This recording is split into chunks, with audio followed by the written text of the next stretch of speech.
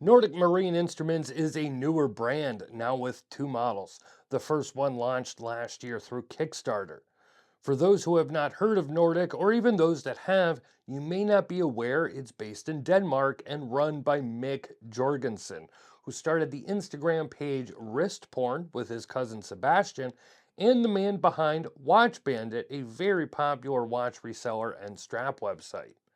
It's because of Watch Bandit and working with so many micro brands for a decade that he wanted to start his own brand. Their first model was a dive watch, a really beautiful piece with great dial textures, and now it's a Navy field watch, which was inspired by a rare vintage Rolex, the Royal Navy Diver, a UK government issued mill sub. One went for a big sum a few years ago at auction, and that one had the bezel removed as it had fallen off. That look inspired this piece, a Navy field watch with some Nordic flair. In fact, this model is basically the same case and bracelet as their dive watch, but the dimensions are a little different, with this being 39 millimeters instead of 40 and a height of only 10.5 millimeters. This new model comes in 6 different colors, including this sand or tan full lume dial. All are sandwich dials, have 100 meters of water resistance with a screw-down crown, and are using the Miyota 9015 movement. These are currently up for pre-order, starting at $449, with shipping to start sometime this July or August. Of course, I will discuss all this and more, so let's get to it.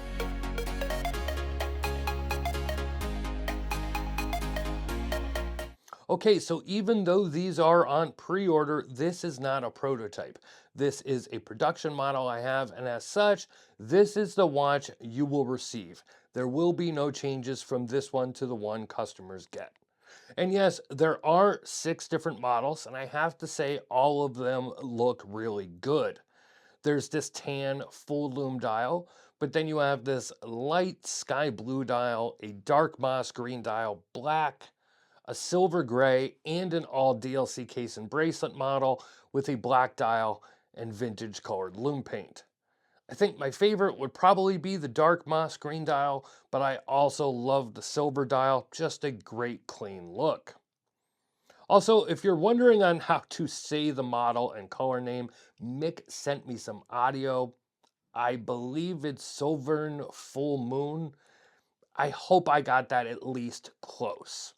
Now, I'll put all the specs here on screen, and all of them are $449 for the pre-order, except the DLC version, which adds another $50. Standard price will be $100 more. And in speaking with Mick, he did say this is basically the same case as the dive model, but it is now 39 millimeters instead of 40.2. It shrunk down to 10.5 millimeters instead of 11.90 millimeters.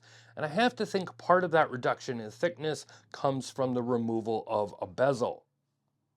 And so let's talk about this piece and its design.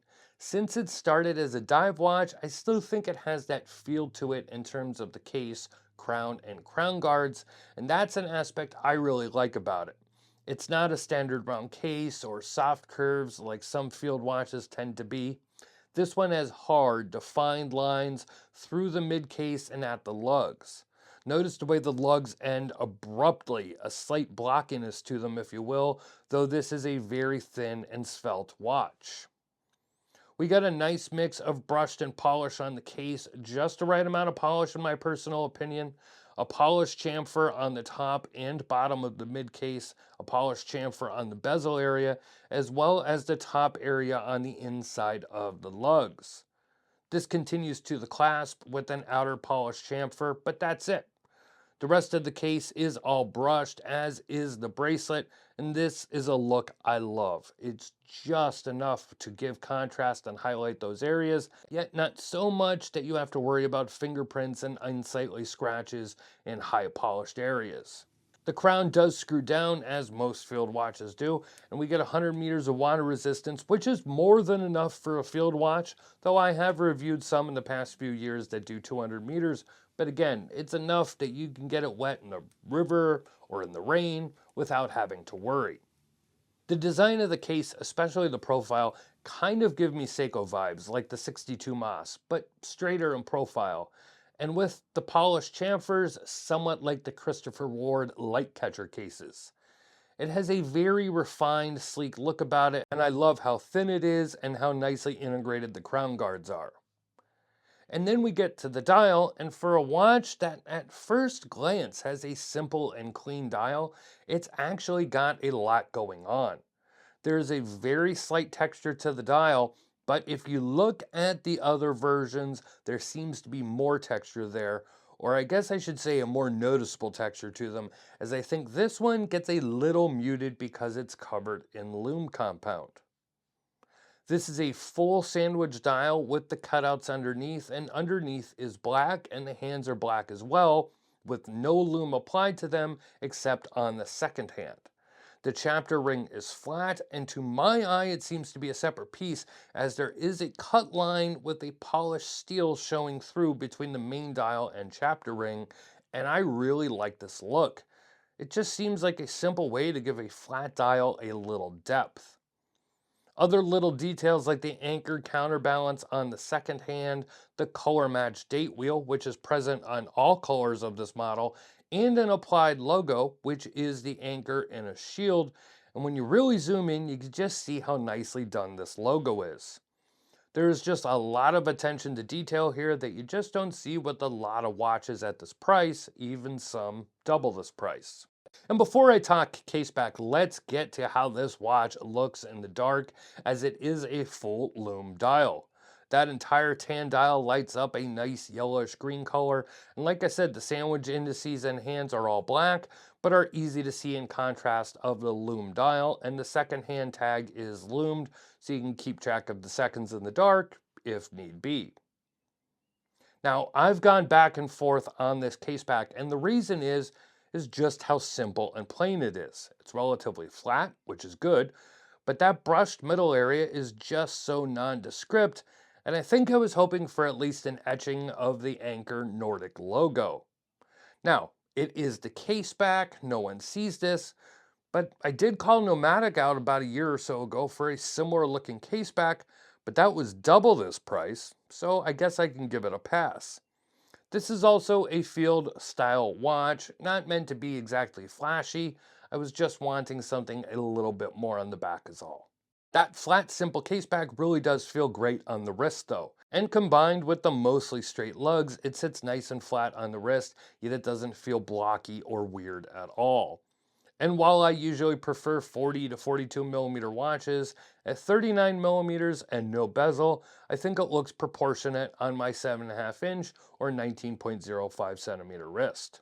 The bracelet is well integrated into the case with female end links, and the fit is nice and secure, though the transition with the bracelet and lugs, it's not the smoothest transition, as those lugs do extend beyond the end links, and with that abrupt cutoff and them not being curved, aesthetically it's a little jarring. But the end links are very functional and allow this bracelet to drop right down instead of extending out. The bracelet itself is very nice, an oyster style link bracelet that has a nice taper from 20 to 16 millimeters, and I had no problem sizing it to fit my wrist, as this uses screw bars, and I have 3 links left, so it should fit up to around an 8.25 inch wrist, I think. And of course, to get a really good fit, you have the on the fly quick extension clasp. Like all the others out there, you press the button on the inside and you can move the link in and out, giving you a precise fit that you can adjust anytime without tools. Included with the one sent to me was this Tropic rubber. It's your basic FKM Tropic rubber with a signed thumbnail buckle, nothing fancy. I'm not sure if it's included with this pre-order or if you need to order it separately. It's easy to switch both out, as the strap and bracelet have quick release pins. I am constantly amazed at how far micro brands have come and just how far watches have come with what you can get for very little money. For under $500, this is a lot of watch, especially with the attention to detail on the dial, the case finishing, and just the overall look and comfort. Yes, I find the case back a little bland and it's not a perfect transition with the end links, but again, this watch is under $500 right now, and even at full price, I think this watch is a contender. The green dial is probably my favorite. I can't lie and say I love this yellowish tan color, but it does look great in the dark for sure with that full lume dial. I can't tell you exactly when these will start shipping. It says sometime in July or August, and July has just started, so hopefully it won't be long. But even if you order now and it ships in August, that's a pretty short wait compared to a lot of pre-orders. If you want to see more, I have a written article linked in the description, as well as a link to the Nordic Marine website. Of course, I want to hear from you, so sound off in the comments. Let me know what you think of this piece, and while you are here, make sure to check out some of our latest reviews. Please make sure to like, share, and subscribe. This is Don Evans from Watch Report. Thank you for watching, and I'll see you next time.